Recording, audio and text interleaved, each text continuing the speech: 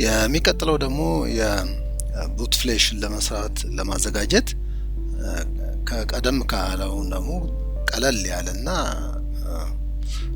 ማይከን ያህል ብዙ ስብስብ ያልሆነ አለ። እሱም ምንድነው በኢንተርኔት እጃችሁ ላይ ካለ ኢንተርኔት አክሰስ microsoft.com በሚል ከገባችሁ በኋላ ልክ ሲከፍትላችሁ የማይክሮሶፍት እዚህ ጋር የዩኤስቢ ስፔስ እና ዲቪዲ ከዛ ስፔስ ታደርጉና ቱልስ ብላችሁ ከዛ ካልካችሁ በኋላ ወደሚቀጥለው ትገባላችሁ።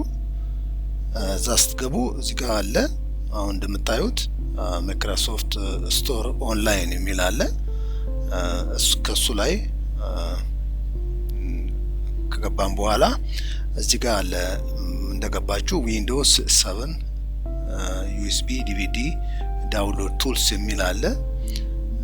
ይሄን ካገኛችሁ በኋላ እዚህ ጋር ታዩ እንደሆነ ቀስ ያሳያችሁ ኢንስታሌሽን የሚል አለ። እሱን ስትነኩ ወደዚህ ይመራችኋል። ከዛ ክሊክ ሌላ ዊንዶውስ 7 ዲቪዲ ዳውንሎድ ቱልስ የሚል አለ። እሱን ገብታችሁ ዳውንሎድ ካደረጋችሁ በኋላ በዚህ አይነት መልክ ዳውንሎድ አድርጉ ይላችኋል። ከዛ ኢንስቶል ማድረግ ትጀምራላችሁ ቱልስ ማለት ነው። ከዛ በኋላ እዚህ ጋር እንደምታዩት ዊንዶውስ 7 ዩኤስቢ ዲቪዲ ቱልስ ራሱ የሚባለው ፕሮግራም አይከን ይወጣላችኋል። እሱን ካደረጋችሁ በኋላ ከዛ የእናንተ ያዘጋጃችሁት ኢሶ ፋይል ከዛ እንድትመርጡለት ይጋብዛችኋል። 4 ስቴፕ ነው ያለው። ከዛ ትከፍታላችሁ ያንን ፋይሉን ካገኛችሁ በኋላ ሁለተኛ ቹዝ ሚዲያ ታይፕስ እንደ የትኛው ዩኤስቢ እንደሆነ ትመርጣላችሁ፣ የዩኤስቢያችሁን አይነቱ ማለት ነው።